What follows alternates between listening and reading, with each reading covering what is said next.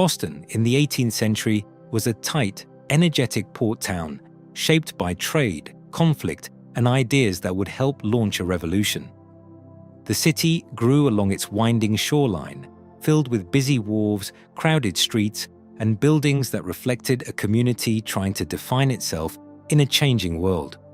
Each image in this video opens a small window into that past. This scene shows Boston's isolation hospital sitting out on Rainsford Island, quiet but important. By the 18th century, Boston understood the danger of smallpox all too well. The city faced repeated outbreaks, and its busy harbor made exposure almost certain. Inoculation was still controversial, shaped by politics, faith, and fear, but it slowly changed how Boston fought the disease. This island hospital represents a turning point. It sits apart from the city for a reason. Distance, even more than medicine, was one of Boston's earliest tools for protecting itself. This engraving captures Boston just after it began to see itself as a true Atlantic hub.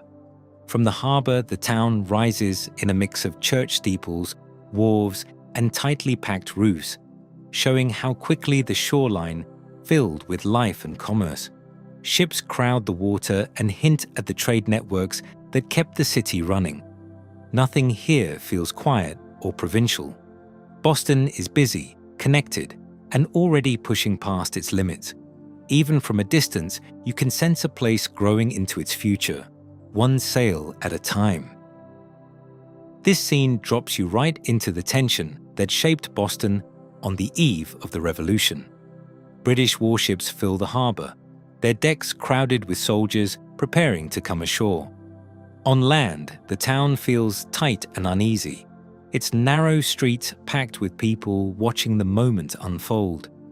The artist captures Boston at a turning point.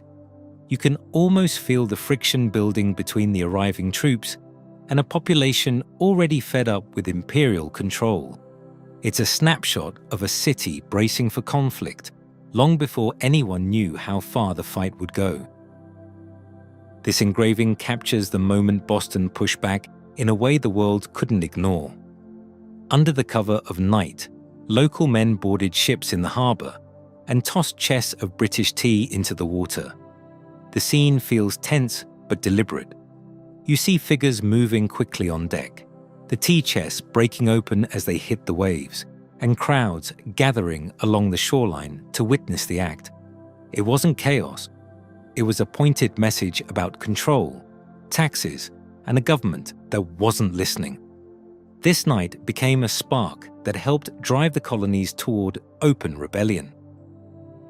This watercolor gives us a calm but tense look at Boston in the early months of the Revolution.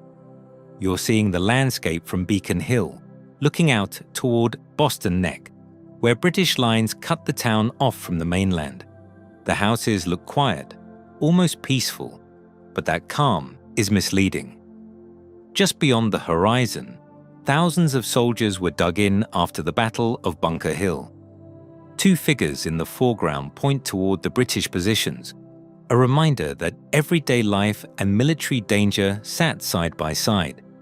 The wide, open view captures a city under pressure, waiting for whatever came next. This 1775 map gives us a clear look at how the British viewed Boston at the start of the Revolutionary War. It isn't just a city plan, it's a military assessment.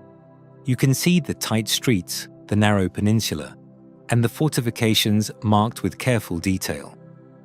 Boston's geography made it both valuable and vulnerable. The British understood that whoever controlled the neck and the harbor controlled the town. This map shows how they prepared for siege, tightening their defenses as tensions with the colonists grew. It's a snapshot of Boston right before everything changed. This illustration recreates the moment British troops arrived at Long Wharf in 1768. Even though it was made much later, it leans into the style of 18th century woodcuts to capture the tension of that day. You can feel the crowd pressing in, the soldiers marching in tight lines, and the ship looming over the waterfront. Boston's skyline looks uneven and improvised, which fits the period. The scene shows a city on edge. The arrival of these troops wasn't just military reinforcement. It signaled a turning point in the growing conflict between Boston's residents and the British government, setting the stage for the years to come. This painting gives you a calm but busy look at Boston Harbor in the late 18th century. Robert Salmon captures the city at a moment when shipbuilding and trade shaped everyday life. The harbor is full of tall masted ships sliding across the water, while smaller boats weave between them. In the foreground, workers prepare a vessel on the docks, which reminds you how central the maritime world was to Boston's growth. The skyline rises softly in the distance, with church steeples marking the town. The whole scene feels alive. You get a sense of a city moving, trading, and building its future along the waterfront. This 1790 engraving offers a quiet, wide-open look at Boston just after the American Revolution. Instead of the dense port scenes we're used to, the city appears small and tucked into rolling hills. You can see scattered houses, open fields, and winding paths leading toward town.